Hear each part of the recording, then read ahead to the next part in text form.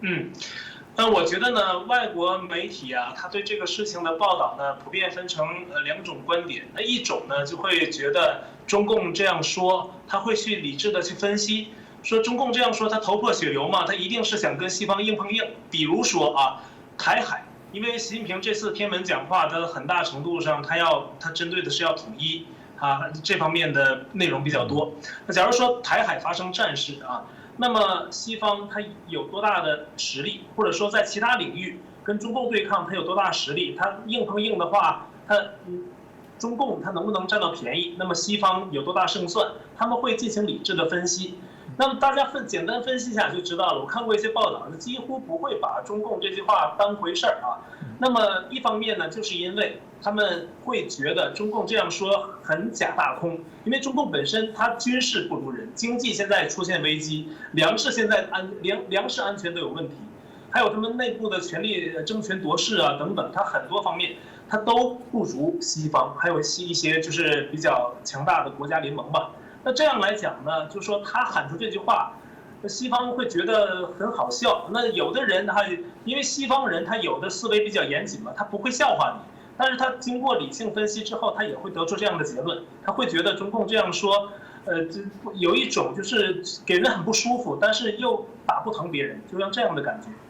那么另一点呢，就是说，那西方媒体就会几乎就是无视中共这么说，因为他会觉得会直截了当的说，这不是说给美国听的，这就是说给中国人听的。美国有很多智库啊，他对中共啊常年的研究，对他们的习惯非常了解，对他们这个话术啊也都比较就做过深入的研究，他们就知道这句话它就是给中国人说的，并不是给这个外国人来讲。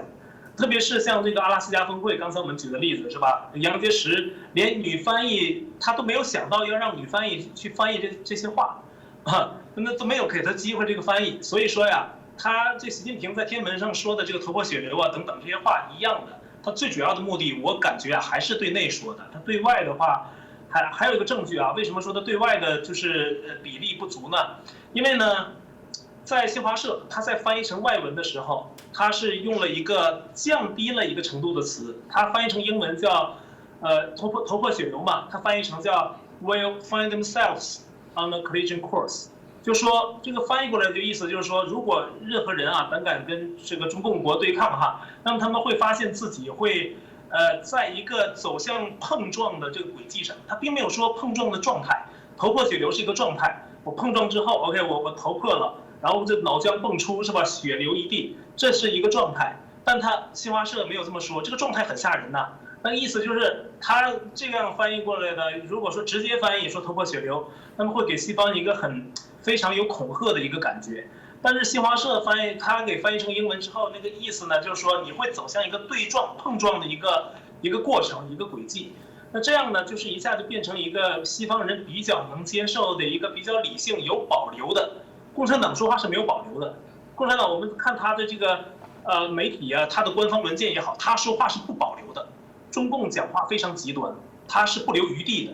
但是他在英文的翻译里面呢，新华社的英文翻译它是留有余地了。这留有余地呢，它是符合西方人的思维的，因为西方人他就正常的人类社会做事都是留有余地的，都是要就是说讲究一个平和，是吧？但是中共不是这样，那他既然新华社这么翻译了，就说明啊，他并不是想要特意的去激怒西方啊，他实际上是给对内说的。但是呢，西方人懂中文的太多了，他想骗西方是骗不了。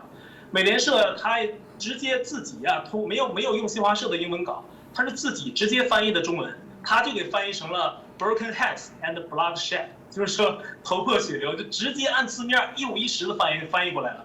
美联社是这样，还有其他一些媒体，美国大媒体也是这样啊，他直接翻译中文，所以他想骗西方也骗不了啊，就是因为西方一直在研究它，都知道它怎么回事儿。那么至于说中共在不在乎这个国际形象啊，这个其实呢是真的是他一个自相矛盾的一个命题。其实中共并没有什么国际形象，他所谓的国际形象就是死不认错，这就是他的国际形象。他遇到什么问题，他要维护形象的第一点就是说，这不是我的错，你管管你自己的毛病，你弄一什么毛病？就像一个人说我大宇，你有什么问题？我说你管好自己，你看看你自己什么事儿都没做好呢，你来说我干什么？对不对？他是这样的。他所谓的国际形象就是死不认错，他把自己营造了一个什么事儿都对的一个形象，对内是这样，对外也是这样。像武汉肺炎啊，中共病毒，全世界大流行的，不管说这病毒是谁造的，或者是怎么样，你起码来讲，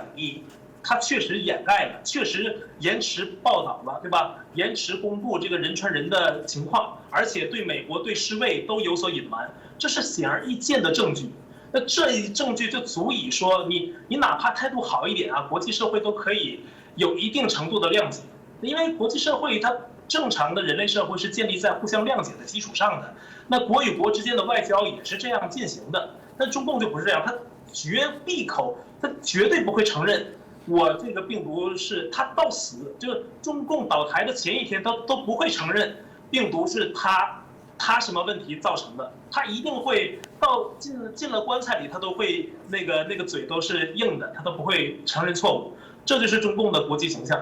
那至于说他现在的国际形象怎么样，大家都有目共睹。他其实中共从建政到现在一直都没有朋友，他所谓的国际形象也是个伪命题。中共从一开始建政，有一些西方国家给他递来橄榄枝，是为了苏联，是为了利用中共啊来这个他想跟这个中共跟苏共之间呢搞一个隔阂。那他可能这个在这个过程中，因为有这个共同利益嘛，那么他可能中共利用这个，因为有一段时间很长一段时间，中共跟苏共的关系也不好。那这样呢，就是说他跟西方，因为中美关系这么建立起来的嘛，就是因为这个有一定程度的原因是这样啊，就是因为他跟这个中共跟苏共闹不好嘛，他就是这个美国就是来找中共这边想跟他那个套近乎哈，就想跟他联络，然后一起对抗苏联，然后还有其他原因啊，这只是其中一个原因。那么这是一方面，还有一方面呢，就是很多这个第三世界国家，就是非洲国家呀，还有一些什么国家哈。那这些国家呢，它是中共是送钱啊。那中共在以前是中共讲59年到61年所谓的3年大饥荒，其实呢就是大跃进造成的粮食，就是它叫自然灾害，3年自然灾害其实就是大饥荒啊，就是它因为大跃进呢，那会儿大跃进是怎么回事啊？可能有些台湾朋友不知道啊，就是它是一个村子啊，比如说啊一个村子它建立一个人民公社，这个人民公社呢。它是就是吃饭吃在一起，甚至很多活动都在一起。那吃饭吃在一起怎么回事啊？它就是大家中午一起到集体大食堂一起去吃饭。然后呢，他就说呢，因为中共他造假宣传嘛，他说我这个粮食特别足够，特别充足。他下面的人也都这么说，你要不那么说的话，你就反动了，你就在反对共产党。所以你还不能说粮食不够，你得说粮食够，这样的党听了高兴。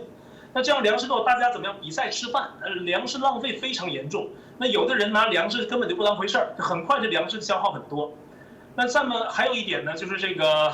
大炼钢铁啊，就是这个把很多的家家户户把锅也砸了，不是呢，就说去做别的事儿了，搞政治斗争做别的事儿去，超英赶美去了，并没有从事农业劳动，农业就荒置了，因为。反正这大锅饭嘛，我干不干活都有吃的。反正我今天我是大懒汉，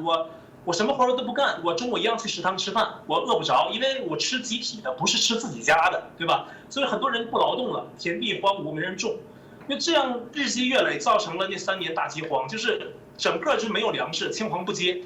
那么其实那3年是风调雨顺的啊。那这3年的时候呢，那就是中共呢，他呢在这么困难的情况下，他都在支援别的国家。中国老百姓都吃不上饭了，他还在这，为什么？他就是为了拉拢啊，这是用这个拉拢的手段。往下也是啊，往下他不同时期，其实他一直都没有真正跟他好的朋友。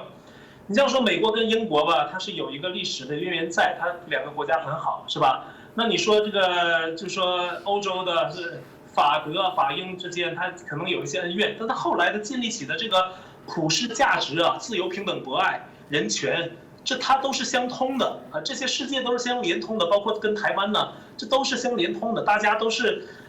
互相心都是敞开的。但中共不是，中共它是闭锁的，因为它是不主张自由、不主张人权的，他认为21世纪是威权的世纪，对吧？现在是这样，所以说呀，就是从它历史上来讲，到现在他一直搞共产。一开始，比如他有这几种情况，像我们刚才举的例子啊，一个是西方国家利用它搞一些国际上的平衡。另一方面，它是靠收买；再一方面，就是那古巴、朝鲜跟他一起搞的共产主义小兄弟。但是大家知道啊，共产党他很多人就形容共产党，他就是流氓嘛，流氓政权很多政要，西方政要也这么形容。那他们流氓之间是没有真正的友情的，流氓之间只有共同利益，没有友情。所以说，共产党啊，他从一开始到最后，并从来都没有朋友。他所谓的盟友，那些共产党也都是互相之间斗来斗去的，他也不是真正的朋友。所以说，中共从开始到现在根本就谈不上有什么国际关系。那特别是到了现在，他几乎把全世界都得罪了。那他这样一个政权在现在呢，他如果是表现得好，那可能国际社会呢，可能睁一只眼闭一只眼。有的国家为了利益哈，那美国公司或者加拿大的公司呢，就是他为了利益可能闭嘴啊，他就对中共视而不见。但现在中共怎么样啊？大家知道，前2天滴滴出行到美国6月30号到美国上市，7月2号啊，7月2号那个中共就开始对他审查，说他没听话。结果这一审查之后，这可倒好，滴滴出行的所有 app 在中国大陆下架，然后造成滴滴出行在美国股市大跌，而损失非常严重，连带着很多受审查的，因为不止滴滴出行受审查，还有其他的，都在美国的这个股市狂跌。而它这股市一跌呢，它不是中国去美国上市的公司受损失，它还有美国的投资者受损失啊，还有给美国给他牵线的那个介绍人，他也是受损失的呀。所以说这样一连带来讲，美国人对中共的这个中国去华尔街上市的这些公司啊，根本现在就没有好印象啊，根本就不想。你看中国现在出去有麻烦，对不对？现在特别是在国内，中国企业想到美国上市的，现在都不敢出来。现在是这个情况。那么去大陆投资的呢，现在他们也不敢。从川普时期就已经是了，川普要求企业都回来，美国企业都回到美国国内生产，来带动美国的就业。不要去中共，而且他给这个企业很好的税率，这是非常好的政策。那就算到了现在也是这样，就是说，大家在中共病毒的时候发现了一个问题，就是说美国，特别是美国发现一个什么严重问题啊，就是很多药物的生产是要靠中国的，中国这边它一出事儿了，它这边的产业链就断了，它很多东西产不出来，不止药物，还有其他的。就很多产业链，包括苹果，包括其他的很多。去年2020年的时候，我们很多货物是缺少的，是没有货的。那就是因为这个中国，它把所有产业链都集中到中国了，那么它这个钱拿不出来，对不起啊，它这个物资生产不出来，所以说就造成全世界的这样一个物资的短缺。所以现在大家都学聪明了啊，产业链呢逐步的都在往外撤。那这是一方面，还有一方面，大家还记得前几个月他们约谈特斯拉吧？就说你到了中国之后，不管你是中企还是外企，你都面临一个被割韭菜或者是屈服于中共的这么样一个趋势，甚至还要你建立党支部。之前就是有报道，好像几年前就有，就是说去中国的外国企业也要建党支部，他就是要这样。所以说，这个外国企业啊，他到中国投资，他是面临很多的风险和不确定性。所以现在呀，这个观点是越来越强啊，大家认识的也越来越清楚。所以说连利益啊，中共现在连利益都没法吸引外国了，特别是他现在本身就走入了一个经济的一个比较危险的时期。还有一个香港的例子，那我就不细讲了，大家都看到了，很多香港的外国企业要撤，就是因为法律啊，就国安法嘛，还有其他一些政策性的因素，它可能就失去自由，很多东西要被中共管制，甚至公司的数据都要交给中共。那这哪个企业会去顺从啊？还有新疆棉的事件，对吧？前段时间因为新疆棉，每个外国企业都要表态，那不表态的就要面临打压。那面对这样的情况，哪个企业又继续敢去中国那么像以前去投资呢？所以说现在连利益啊，中共都没法吸引外国了啊，所以呢就造成这样一个情况，对不对？那外国对中共啊，它就处于是一种就是很不满的状态，或者就是很冷淡的状态啊。那现在呢，就是说他所谓的国际形象，其实也就没什么了，他只不过现在就是打肿脸充胖子，他自己在唱独角戏。那习近平从2020年1月到现在，差不多19个月都没有出访，他不是他不想出国，是根本就没有什么国家去接待他。现在整个全世界就是这样的一个情况。那对共产党，现在共产党因为各个问题嘛，在国际社会已经是比较，就是谁碰都会觉得会沾到身上很臭的东西啊，所以说谁都不愿意跟中共交往或是过密。那他的国际形象也就是一步一步的在进一步的就越来越崩塌吧。是。